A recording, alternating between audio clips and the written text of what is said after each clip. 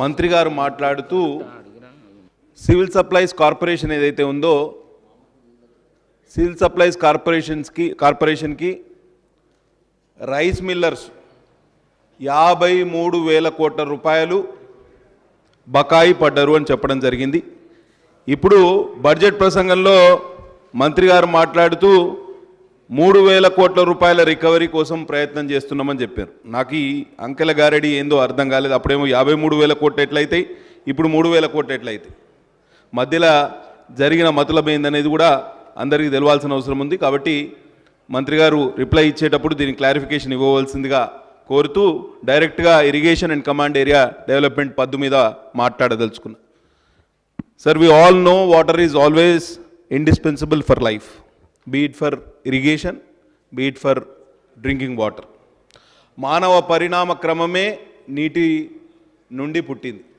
కాబట్టి నీటిని మనిషికి లేకపోతే మిగతా ప్రాణులకు దూరంగా ఉంచే ప్రయత్నం ఎవరు చేయలేరు. గవర్నమెంట్ ప్రయారిటీ కూడా వాటర్ మీద ఉంటుంది. గత ప్రభుత్వం కూడా చేసింది అని చాలా చెప్పుకున్నారు. కానీ ఏమి జరిగింది, ఏం జరగలేదు అనేది ఒకసారి మనం బేరీజు వేసుకోవాల్సిన అవసరం ఉన్నది. ఇప్పుడు కొత్తగా బడ్జెట్ పద్దుల సందర్భంగా వచ్చిన సమాచారం మేరకు government plans to create 36 lakh acres of irrigation potential in the next 5 years.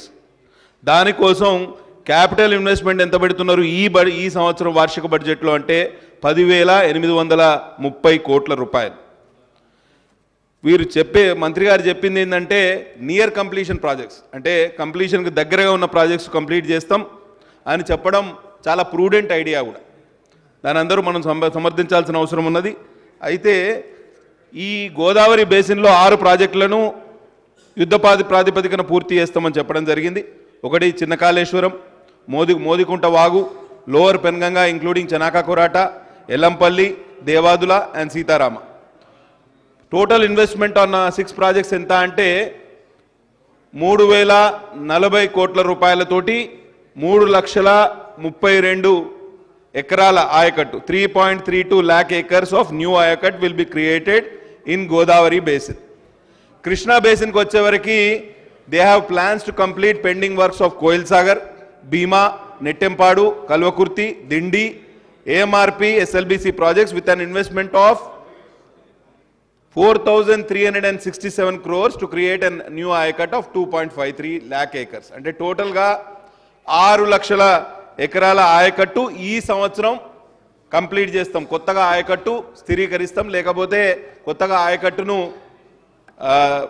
దీనికి ఇరిగేషన్ అండ్ సిఐడి కిందకి తీసుకొస్తాం, కొత్తగా దానికి నీళ్ళు ఇస్తామని చెప్పడం జరిగింది. 5 సంవత్సరాలు లెక్క వేసుకుంటే 30 నుంచి 35 లక్షల ఎకరాల ఆయకట్టును స్థిరీకరించడానికి లేకపోతే కొత్తగా నీళ్ళు ఇవ్వడానికి ప్రభుత్వం ప్రయత్నం చేస్తుంది. తప్పకుండా ఇది జరిగితే ప్రభుత్వాన్ని మనం అందరం అభినందించాల్సిన అవసరం ఉన్నది. గతంలో 1,00,000 ఎకరాలకు నీళ్ళు ఇచ్చినామన్నారు.